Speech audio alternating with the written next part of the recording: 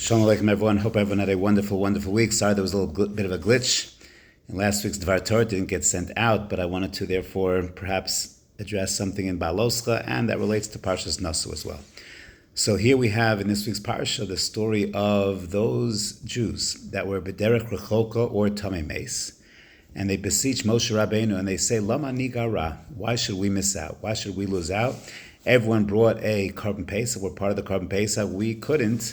These were people that were Oseg be'atzmos Yosef, the bones of Yosef. They were Tamei Meis. They were Oseg bar mitzvah, pater b'na mitzvah. They certainly were exempt, yet they said, why should we miss out? Lama nigara. And this is an incredible example of what I call spiritual activism.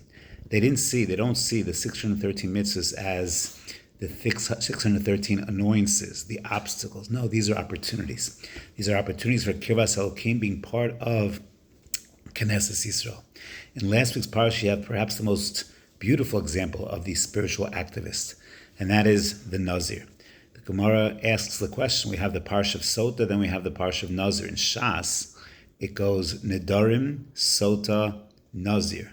Logically speaking, just like we accept a neder bapeh, we accept a neder, so that's how Nazirus works. It should have been Nedarim, Nazir, Sota. Why specifically in the Chumash and Shas is it Sota than Nazir? So Rashi brings the famous Gemara Masech Sota Beis, which tells us that the Nazir saw the Isha Sota, and he said, whoa, terrible things happening around us, and Kol Haroeh Sota Bikilkula, you realize that could have happened to me. I could also be guilty of some act of lack of tznius, licentiousness, and therefore I have to be extra vigilant. And he takes on himself Nazirus. He saw the phenomena of the Isha Sota, and he said, that's got to impact me. It could impact me, and I have to be impacted by it. I have to make moves in order to go and prevent that from happening.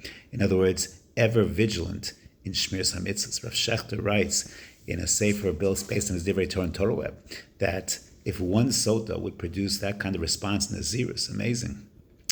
So imagine today we live in a world where we're bombarded with social media, we're bombarded with information about everything and anyone, and how many kiviyachol sotos are we confronted with, lack of tznius and the like, and therefore the spiritual activist will say, I have to make moves, I have to respond to that. It impacts me, it impacts my neshama, it impacts my outlook, it impacts the things that I might do or see, and therefore I have to take proper safeguards. Yazir atzom and hayayin. So we have in back-to-back parshios, Naso and Beha'aloscha, this idea of spiritual activism. A person says, I need more, I have to do more. Yes, Shmiras HaMitzvos, that's the baseline, but I realize that the impact of things that are around me in my environment, I realize that yes, even if I'm exempt, ones rachmana patre, but I'm now good, I'm exempt, but I lost the opportunity.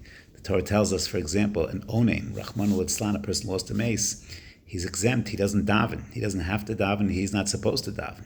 Yes, but he loses that connection, he loses that opportunity for tefillah. So even if in certain situations we can't perform mitzvahs, but the mindset should be one of lama nigara, why should we miss out? Have a wonderful Shabbos Kodesh.